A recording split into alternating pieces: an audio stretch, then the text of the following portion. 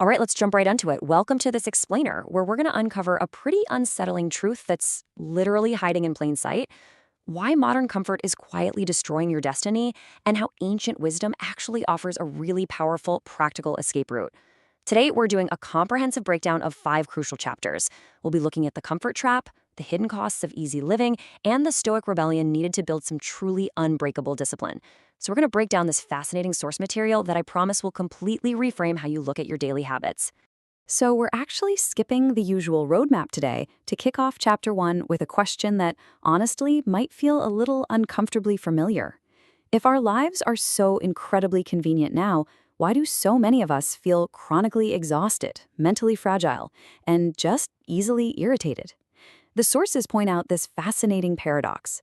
It's not because life has been too hard, it's actually because life has become way too easy. Just think about it for a second. We get absolutely furious if a food delivery is 2 minutes late, right? Or our whole day is ruined if the Wi-Fi drops for 60 seconds. Our modern environment has been designed to remove almost all friction.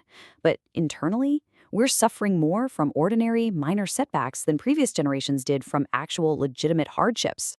The root of the problem here is that comfort isn't just relaxing you, it's actually actively conditioning you to be weak. It's literally teaching your mind to avoid effort and your body to fear discomfort. When comfort shifts from being just a nice, occasional luxury to an absolute, non-negotiable necessity, well, that's when your self-discipline begins to die. Suddenly, a little bit of silence feels disturbing, a tiny delay feels deeply insulting, and any small task starts feeling impossibly heavy. You're no longer just enjoying a break, you're falling headfirst into a psychological condition known as the comfort trap. And look, there is a massive difference between resting to get stronger and just feeding a habit of indulgence that slowly robs you of your resilience. Modern culture is constantly telling us to practice self-care by taking the easy route. Buy the gadget, skip the workout, take a mental health day every single time you feel a tiny bit stressed.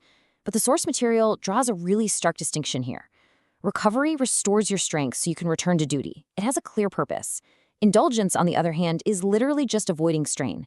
It's so deceptive because it feels like self-care in the moment, but it's actually training you to need even more comfort tomorrow than you needed today. So yeah, not every comfortable choice is actually kind to your future self.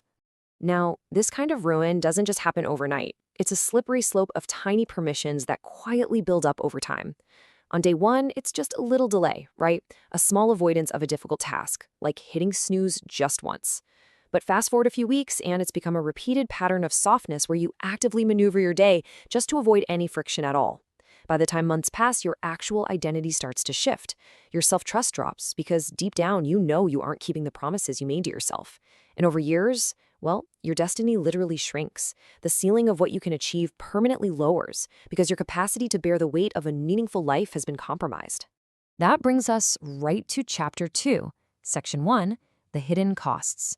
What easy living steals from you. Once you realize you're in the trap, we really have to look at the massive, invisible bill that easy living hands you every single day. Because comfort, you see, doesn't announce its price up front.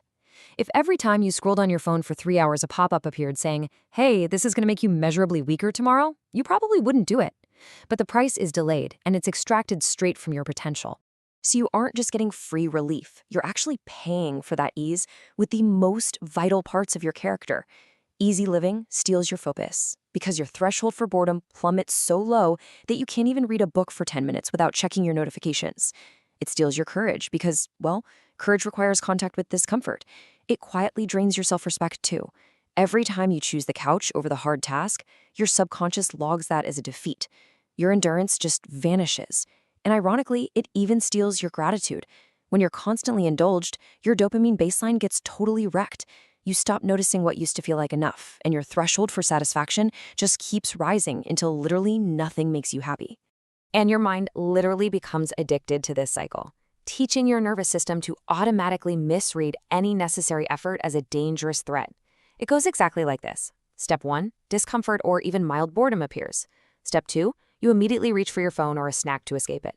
Step 3, you get that hit of immediate unearned relief. And boom, Step 4, your threshold for pain drops permanently. The next time, it takes even less boredom to trigger the exact same panic.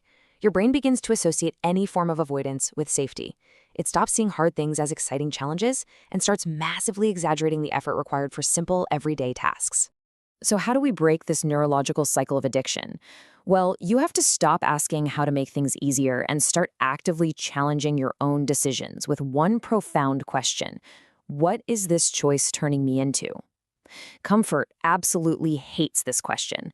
Comfort only wants to be judged in the present moment, right? It never wants to be evaluated by its long-term effect on your character. But the very second you pause and ask what this choice is turning you into, you wake up. You take back control from the impulse. And moving into chapter 3, we find the cure, the rebellion, Stoic wisdom, and samurai discipline. This is where your awakening begins, bringing together the brutal but totally liberating rebellion of the Roman Stoics and the legendary Japanese samurai. We're looking at two entirely different cultures, separated by vast geography and time, yet both somehow arrived at the exact same blueprint for conquering human weakness. Take the Stoics, for example, like the Roman Emperor Marcus Aurelius. They viewed deliberate hardship not as some kind of punishment, but as absolute liberation from being controlled by your moods. A life built around ease produces fragility, but voluntary discomfort builds inner authority. You see, the Stoics didn't practice voluntary discomfort because they hated pleasure. They did it to prove to themselves that comfort wasn't the boss. By taking a cold shower, fasting for a day, or intentionally choosing silence over constant background noise, they built this unshakable inner authority. They realized thousands of years ago that a person shaped solely by comfort becomes incredibly fragile. Let's look at chapter 4 of our breakdown, focusing now on the East. The legendary, undefeated samurai Miyamoto Musashi recognized this exact same truth 5 centuries ago. Just compare motivation to discipline. Waiting for motivation is just a modern excuse. Motivation is like air, it's completely fleeting, it depends entirely on whether you had a good cup of coffee or slept well, and it vanishes the second things get hard. Discipline, however, discipline is non-negotiable. It performs regardless of the weather or your emotional state. It is the unbreakable foundation that actually builds empires and creates a true warrior. Musashi left us with these incredible lessons for defeating laziness, which the source material often illustrates with the story of a young samurai named Kenji. Now, Kenji had brilliant sword technique, but he lacked real discipline. He only wanted to train when the weather was perfect. Musashi's first lesson to him? Practice even when you are dead tired. Stop negotiating with your exhaustion. In modern terms, that means when the alarm goes off, the debate is over. Second, face your fears head on without running. Naming your enemy is the very first step to defeating it. Third, strip away the distractions and focus on the absolute core of what matters. And fourth, conquer the mountain of your own emotions. If you can't control your inner nerves and frustrations, you're never going to be able to wield your abilities effectively in the real world. Musashi's philosophy goes even deeper here, revealing that suffering actually shapes us, and remembering our own mortality gives us 100 times the power to crush our excuses. Lesson 5 is the lethal power of consistency. Showing up every single day, improving by just 1%. That beats raw talent every single time. Lesson 6 is a total mindset shift. Suffering is the sculptor's hammer. Without it, you're just an unformed block of stone. Comfort is quite literally death to the warrior spirit. And finally, lesson 7 is to live as if you have no second chance.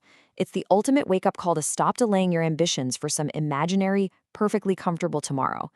So every single day, you stand at a crossroads between the dependent, soft modern mind and the path of the unbreakable warrior. Modern weakness demands perfect conditions just to start a task. If the room is too cold or the chair is uncomfortable, the work stops. And the second hardship hits, it desperately seeks immediate relief.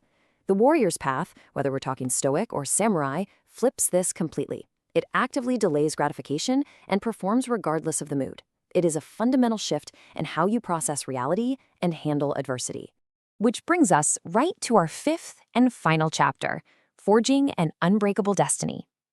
Knowing all of this, we must actively reclaim our future by practicing deliberate resistance against this culture of comfort. Because, as the sources point out, your destiny isn't just about your natural talent or where you were born. It's entirely dictated by what you can repeatedly bear. Here are the daily, practical ways you can stage your own private rebellion.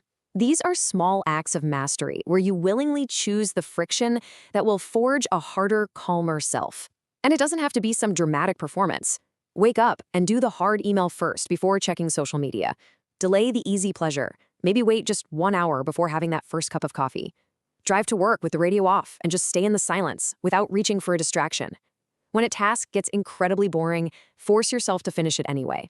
Endure a little bit of friction, like a delayed flight or a long line, without complaining. It's these small, daily choices that rebuild the inner strength that modern comfort quietly stole from you. I want to leave you with a final, provocative thought to carry with you as we close this explainer. Your destiny is being shaped right now, today, by what you choose to bear. So I want you to ask yourself honestly, what has become harder for you simply because you keep choosing what is easier? Let that question sit with you. Don't wait for a crisis to discover that you're unprepared. Start building that unbreakable inner authority today.